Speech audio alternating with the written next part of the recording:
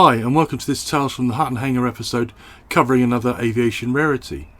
So this one's about the SNCAN NC.211 Norazur.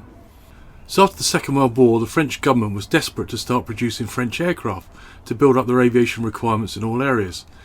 And also you can watch another episode I made on this channel about the SNCAC Cormoran that was built for one of these requirements.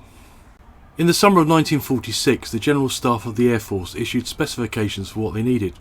So a tender was put out to other aircraft manufacturers in France for a light transport and liaison aircraft. And this is capable of replacing various Allied machines they were still operating. The Nord design received the designation of 2100 and the name they selected was the Norazur. It was the most ambitious and unique of the three projects, the others being the Dassault Flamand and the SO-95 course. Drawings had already been completed at Nords by mid-November 1946, so work was started quickly and the prototype was finished in March 1947. The cabin was designed to accommodate 10 equipped soldiers or 12 passengers, and 90% of metal was used in its manufacture. The two most notable things about it was its two Potez engines driving 3-blade propulsive or pusher propellers, and the other one was its retractable and interchangeable landing gear from one leg to another. The cockpit was heavily glazed and therefore offered great visibility for the crew, and it also reminds me of the Airspeed Horsa glider, but with engines of course, and in other photo it looks like a modern electric aircraft concept. I don't know what you think.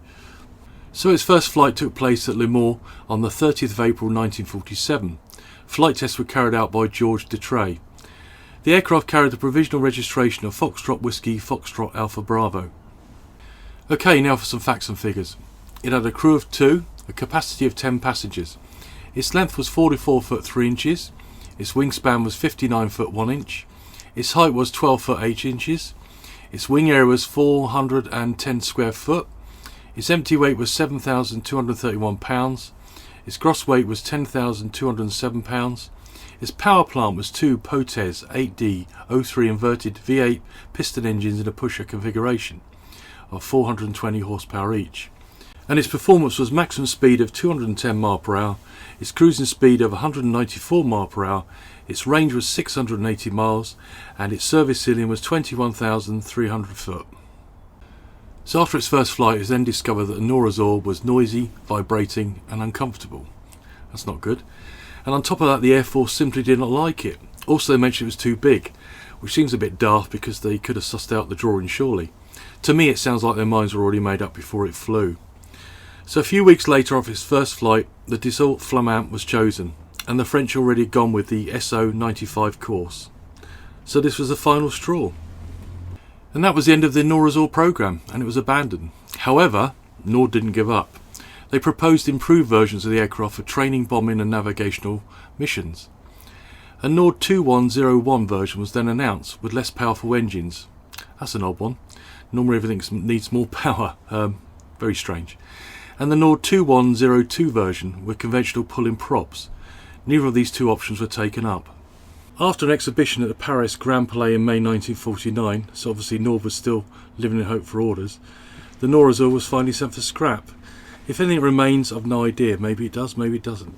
Also, when researching this episode, a second aircraft is mentioned that may have been partly assembled, and also not sure of that fact. Anyway, the Norazur was a brave attempt at something from the norm. So that's about it. So thanks for tuning in, and that sounds better than saying thanks for clicking on an image. Talking of images, the photos I used here I can't give anyone any credit for. They're so old and there's not many about, but probably most were taken by Nord. As usual, please leave a comment, like or subscribe, and again thank you very much.